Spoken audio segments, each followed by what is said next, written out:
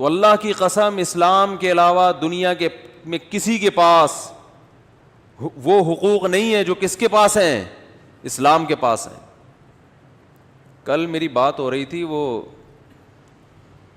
کسی سے، نام نہیں بتاؤں گا، میں نہیں بتاؤں گا، ٹھیک ہے نا، کسی سے بات ہو رہی تھی میری، تو وہ کہ بھئی یہ وہی کہہ رہے تھے کہ آج کل جو ہمارے کلچر میں جو مسلم خواتین ہیں نا، ان کے بڑے مزے ہیں وہ ذرا لبرل آدمی، لیکن یہ کہہ رہے تھے کہ یار یہ بات درست ہے کہ ہمارے معاشرے میں خواتین کے مزے بہت ہیں، کیونکہ ساری ذمہ داری مردوں کے کندھوں پر اٹھتی ہے، وہ سب کو کھلاتا ہے. ہاں ظلم بھی ہوتا ہے میں مانتا ہوں، لیکن ریشو ظلم کا کم ہے. مرد ذمہ داریاں اٹھاتے ہیں، اور وہاں کہ مرد عورت کی ذمہ داری نہیں اٹھاتے. یہ بات ایک ایسا آدمی کر رہا ہے جو کافی لبرل سمجھا جاتا ہے یا نہیں ہے اللہ ہی بہتر جانے، لیکن کم از کم مولانا نہیں ہے نہ کوئی مولویوں کے ساتھ اس کا اٹھنا بیٹھنا ہے. تو میری کافی لمبی بات ہوئی. تو اس لیے یہ جو پروپیگنڈا ہے نا، اس سے کبھی متاثر نہ ہو. حقیقت دیکھو، حقیقت. اخلاق، کوئی دیکھو آپ سے بہت اچھے اخلاق سے بات کرتا ہے، ہر وقت تھینک یو تھینک یو، ہر وقت، کبھی اس کی زبان پہ گالی نہیں ہے. آپ کو ضرورت ہے، آپ نے اس سے 50 روپے مانگے، نہیں دے رہا، 50 روپے بھی دینے کے لیے تیار نہیں ہے. تو ایک وہ آدمی ہے جو زیادہ تھینک یو وینک یو نہیں آتے اس کو، بیچارہ گاؤں دیہاتوں میں پیدا ہوا، اس کو نہیں تھینک یو کا مطلب ہی نہیں پتا، وہ بات بھی نہیں زیادہ تمیز سے، اب بات کر نہیں تو پتلی گلی سے نکل، ٹائم نہیں ہے. لیکن آپ اس کو ضرورت بتاتے ہیں یار 50 روپے چاہیے، وہ کہتا ہے یار یہ ضرورت ہے واقعی ہے تو 50 نہیں 500 روپے لے لو آپ. دنیا اس پہلے والے کے اخلاق سے متاثر ہوگی، سمجھ رہے ہو؟ لیکن اللہ کی نظر میں کس کا مقام زیادہ ہے؟ اس دوسرے والے کا. اس کے بعد تھینک یو کے علاوہ کچھ بھی نہیں ہے.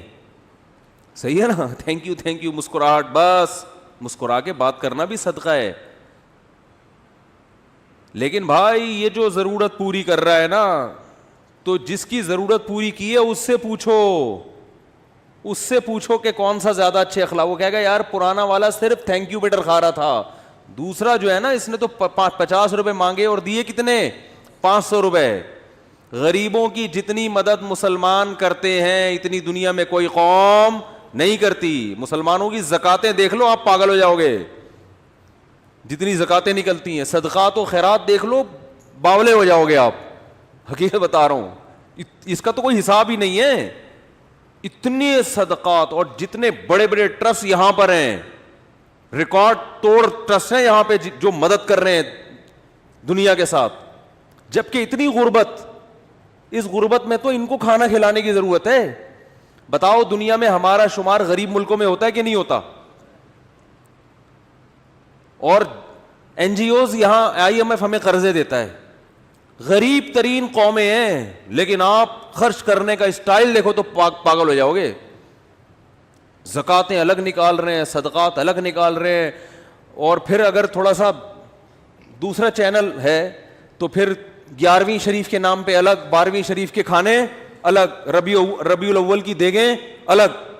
ہے تو وہ بھی سخاوت نا، بیس تو اس کی بھی، چلو ہم اس کو بدعت کہتے ہیں لیکن بیس تو اچھی ہے نا. یعنی بیس تو یہی ہے کہ اللہ کی رضا کا جذبہ. وہ بیچارہ غلط فہمی میں وہ سمجھ رہا ہے کہ اس سے ثواب ملے گا، لیکن بیس تو اس کی بھی سخاوت ہی ہے نا کہ بھئی اللہ خوش ہوگا. دیگوں پہ دیگیں، داتا دربار چلے جاؤ، انگریز جائے گا پاگل ہو جائے گا. حقیقت ہے، حالانکہ وہ صحیح نہیں ہے داتا دربار پہ دیگیں بانٹنا، لیکن بانٹنے والے کا تصور تو یہی ہے نا، اللہ راضی ہوتا ہے. وہ فری پھوکٹ میں پبلک کھا تو رہی ہے نا. جب بھی داتا دربار کا ذکر آتا ہے نا، ایک لطیفہ مجھے ضرور یاد آتا ہے.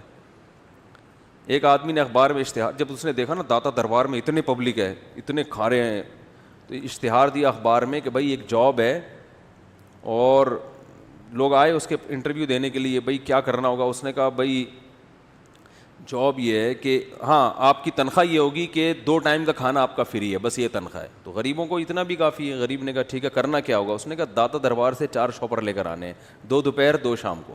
اس میں ایک شاپر آپ کا، ایک شاپر میرا. ٹھیک ہے.